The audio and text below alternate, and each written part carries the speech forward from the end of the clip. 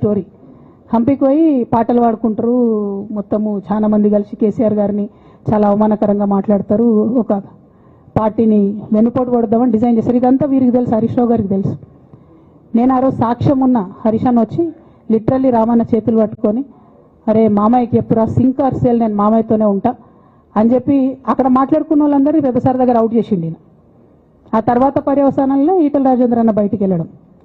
ఈ మహానుభావుడు వల్ల జగ్గారెడ్డి దగ్గర నుంచి మొదలు పెడితే, చెరుకు శ్రీనివాసరెడ్డి ముత్యంరెడ్డి అన్న కొడుకు దగ్గర నుంచి మొదలు పెడితే, రఘునందన్ రావు గారు, మైనంపల్లి గారు, విజయశాంతి గారు, విజయరామారావు గారు, ఆయన పాత పెద్ద ఆయన ఉండే ఈటల రాజేందర్ గారు, వీళ్ళందరూ పార్టీలోకి వెళ్ళి పోయినరు కదా, పోలేదా? ఇవన్నీ హరీష్ అన్న చేసినాయి కాదా?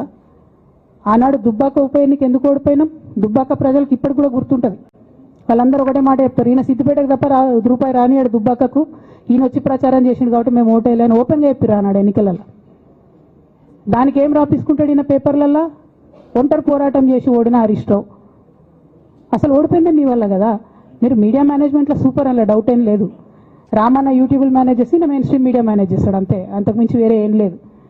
నేను రామన్న రిక్వెస్ట్ చేస్తున్నా, మీరు కూడా ఆ స్కిల్ నేర్చుకోండి అన్న. అట్లనే ఈటల రాజేందర్ గారు ఉప ఎన్నిక దగ్గరుండి హరీష్ అన్న గెలిపిలేదా అండి ఈటల రాజేందర్ని?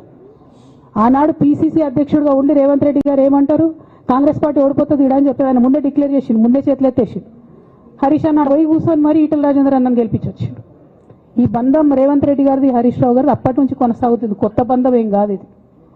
నేను కేసీఆర్ గారిని పెద్దల్ని రిక్వెస్ట్ చేసేది ఒకటే, ఈయన చేస్తున్న నక్కజిత్తుల్ని దయచేసి గమనించండి. ఇలా నేను బయట పోతా కావచ్చు, నాదేముంది, ఉద్యమంలోకి వెళ్ళి వచ్చినా వాళ్ళ ఉద్యమంలోకే పోతా, నాకు భయం ఏముంటుంది, నాకు ఎన్నడూ పదవుల మీద ఆశ లేదు.